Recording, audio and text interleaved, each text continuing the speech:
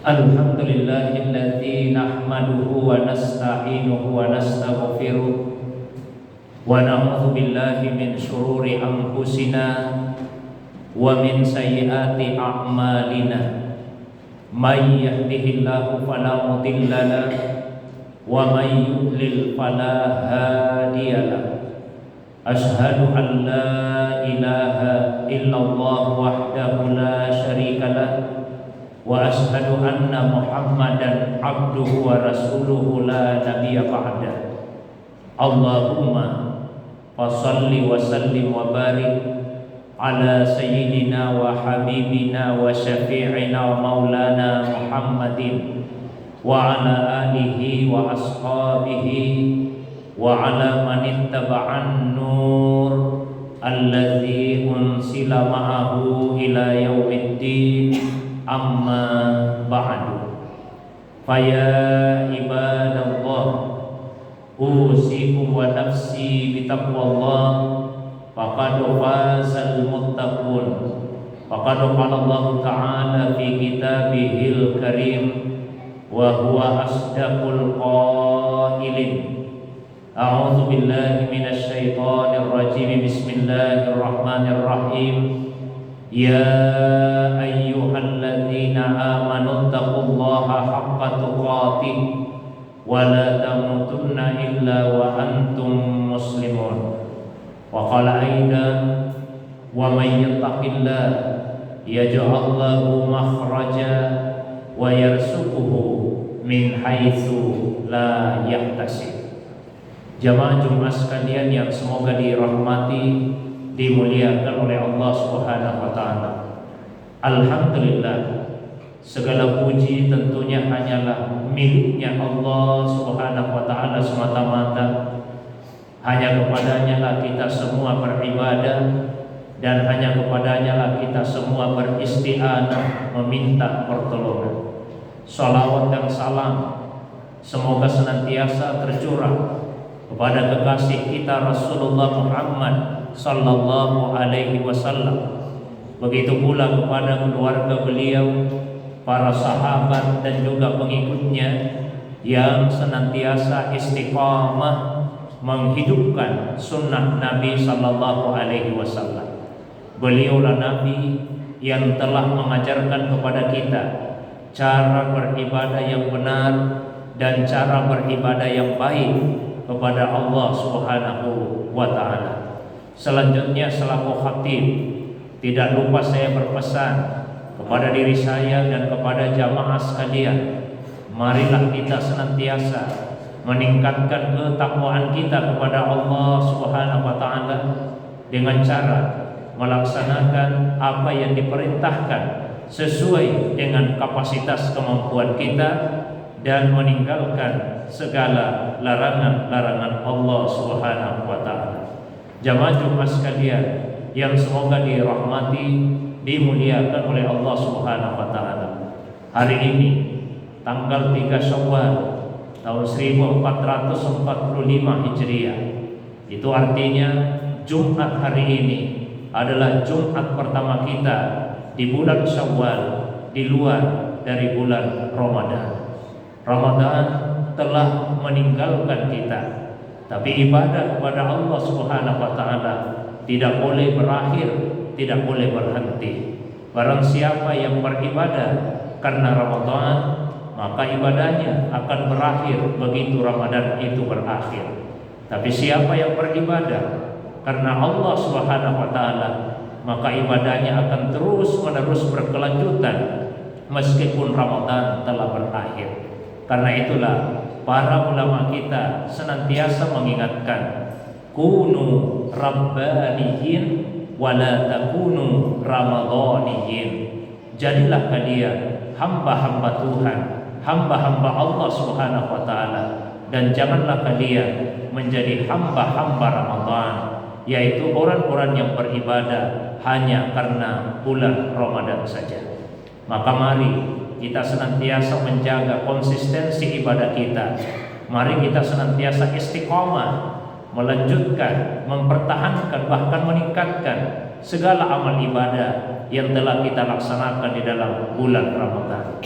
Nah, secara khusus di dalam bulan Syawal ini ada satu ibadah yang disyariatkan, yang disunnahkan kepada kita, yaitu melaksanakan ibadah puasa selama 6 hari di dalam bulan Syawal ini. Di dalam sebuah hadis yang diriwayatkan oleh Imam Muslim, semoga Allah merahmatinya, dari salah seorang sahabat Nabi sallallahu alaihi wasallam, yaitu Abu Ayyub Al-Ansari, semoga Allah meridainya.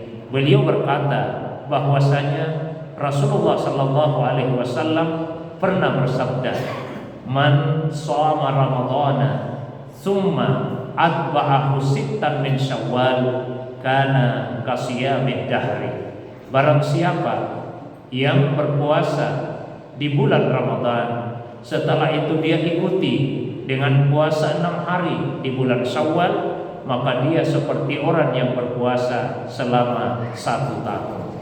Hadis ini adalah hadis yang sahih, diriwayatkan oleh Imam Muslim, dan hadis ini juga sharih secara eksplisit menunjukkan anjuran untuk berpuasa selama 6 hari di dalam bulan Syawal.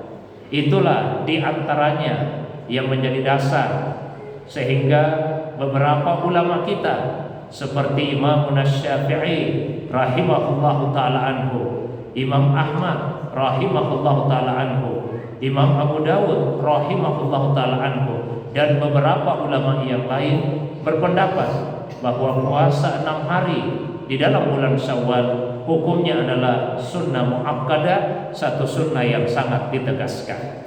Ini berbeda dengan pendapat Imam Abu Hanifah, semoga Allah merahmatinya, dan juga pendapat Imam Malik, semoga Allah merahmatinya, yang justru berpendapat bahwa puasa 6 hari di bulan Syawal hukumnya makruh, tidak disukai.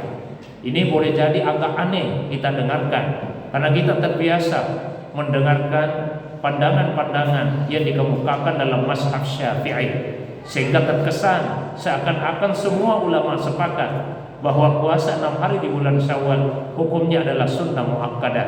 Padahal sesungguhnya ada beberapa ulama yang berpendapat hukumnya makruh, seperti Imam Abu Hanifah dan Imam Malik, semoga Allah merahmati keduanya. Dasarnya, kalau menurut Imam Malik, karena beliau tidak pernah menjumpai para tabi'in, generasi sesudah sahabat di Madinah, yang melaksanakan puasa 6 hari di bulan Syawal, sehingga beliau beralasan sekiranya puasa ini adalah puasa yang disunahkan, maka tentu para tabi'in akan melaksanakan itu di Madinah. Karena para tabi'in di Madinah tentunya relatif lebih mengingat dan lebih menjaga amalan-amalan yang disunahkan oleh Rasulullah sallallahu alaihi wasallam. Itu alasan dari Imam Malik. Dengan pendapat yang sama namun alasan yang berbeda, Imam Abu Hanifah juga menyatakan bahwa puasa Syawal hukumnya makruh, karena beliau mengkhawatirkan jangan sampai ada kesan seakan-akan kita ingin menambah dari kewajiban yang telah Allah Subhanahu wa taala berikan atau wajibkan kepada kita umat Islam. Kita sudah diwajibkan untuk berpuasa selama 1 bulan Ramadan, maka jangan lagi ada kesan untuk menambah-nambah di luar daripada itu. Namun sekali lagi, pendapat yang rajih, pendapat yang lebih kuat adalah pendapat mayoritas ulama kita, termasuk di dalamnya Imam Syafi'i dan Imam Ahmad, semoga Allah merahmati keduanya, yang menyatakan bahwa hukum puasa 6 hari di bulan Syawal adalah sunnah muakkadah, di antaranya berdasarkan hadis yang diriwayatkan oleh Imam Muslim dari sahabat Nabi sallallahu alaihi wasallam Abu Ayyub Al-Ansari, semoga Allah meridainya. Jamaah Jumat sekalian yang semoga dirahmati, dimuliakan oleh Allah Subhanahu wa taala. Ada banyak keutamaan yang terdapat dalam puasa 6 hari di bulan Syawal tersebut. Di antaranya yang pertama, yang secara eksplisit disebutkan di dalam hadis tadi, siapa yang puasa 1 bulan Ramadan, setelah itu dia ikuti dengan puasa 6 hari di bulan Syawal, maka ia seperti orang yang berpuasa selama 1 tahun. Salah seorang ulama, yaitu Ibrahim Al-Baijuri, semoga Allah merahmatinya, mengemukakan alasannya. Kata beliau, itu disebabkan di dalam agama kita, satu kebaikan akan dilipat gandakan menjadi 10 kali lipat. Jadi siapa yang berpuasa selama 1 bulan Ramadan, dia seperti berpuasa 10 bulan. Dan siapa yang berpuasa 6 hari, berarti dia seperti berpuasa 60 hari. 60 hari sama dengan 2 bulan. Maka 10 bulan ditambah dengan 2 bulan sama dengan 12 bulan atau sama dengan 1 tahun. Seperti yang disebut di hadis tadi, seperti orang yang berpuasa selama 1 tahun. Kemudian keutamaan yang kedua, puasa sunnah di bulan Syawal ini diharapkan bisa menutupi kekurangan yang terdapat pada puasa Ramadan kita. Karena saya yakin sebaik apapun kita berusaha untuk melaksanakan puasa di bulan Ramadan, tapi tentu ada kekurangan di dalamnya. Nah, diharapkan dengan puasa Syawal maka kekurangan itu bisa ditutupi. Di dalam sebuah hadis Rasulullah SAW menjelaskan, awwalu ma yuhasabun nas min a'malihim yaumal qiyamah as-shalah. Amal manusia yang pertama dihisab, yang pertama diperiksa di hari kemudian adalah salatnya. Yang dimaksud di situ salat wajibnya. Fa idza atammaha kutibat lahu tamma. Kalau salat wajib itu sempurna, langsung dicatat sempurna. Tapi tentu sangat jarang, bahkan mungkin tidak ada yang sempurna salat wajibnya. Nah, jika ada kekurangannya, Allah panggil malaikat. Lalu Allah perintahkan, unzuru li abdi, periksalah hambaku, hallahu min tatawu, ada tidak salat sunnahnya. Kalau ada salat sunnahnya maka Allah perintahkan, atimmu li faraidihi min sunanihi, sempurnakanlah kekurangan salat wajibnya, ambillah dari salat-salat sunnahnya. Begitu juga puasa, kata Nabi, diperiksa dulu puasa wajib. Kalau ada kekurangannya, maka puasa sunnah yang diharapkan bisa menutupi kekurangan dari puasa wajib tersebut. Jadi semoga dengan melaksanakan puasa di bulan Syawal ini, kekurangan yang terdapat pada puasa Ramadan kita bisa tertutupi. Jamaah Jumat sekalian yang semoga dirahmati, dimuliakan oleh Allah Subhanahu wa taala. Kemudian yang ketiga, amalan sunnah termasuk puasa diharapkan bisa menjadi sarana untuk mendapatkan mahabbah, rasa cinta dari Allah Subhanahu wa taala. Karena di dalam sebuah hadis qudsi Allah Subhanahu wa taala berfirman, "Wa ma taqarraba ilayya 'abdin bi syai'in ahabba ilayya mimma iftaradtu 'alaihi." Dan tiadalah seorang hamba mendekatkan dirinya kepada saya dengan cara yang paling saya sukai dibandingkan apabila ia melaksanakan ibadah dan yang saya wajibkan kepadanya. Wa ma yazalu 'abdi yataqarrabu ilayya bin nawafil hatta uhibbahu. Dan hambaku terus menerus berusaha mendekatkan dirinya kepada saya melalui ibadah-ibadah sunnah hatta uhibbahu, sampai saya kemudian mencintainya. Fa idza ahbabtuhu, maka apabila saya sudah mencintainya, kuntu sam'ahu alladzi yasma'u bihi, saya menjadi pendengarannya yang dengannya dia mendengar. Wa basarahu alladzi yubsiru bihi, saya menjadi penglihatannya yang dengannya dia melihat. Wa yadahu allati yabtishu biha, saya menjadi tangannya yang dengannya dia memegang. Wa rijlahu allati yamshi biha, saya menjadi kakinya yang dengannya dia melangkah. Wala in sa'alani la u'tiyanna wala in ista'adzani la u'idzanna. Dan jika ia meminta sesuatu kepada saya pasti akan memberi. Dan jika ia memohon perlindungan kepada saya pasti akan memberikan perlindungan kepadanya.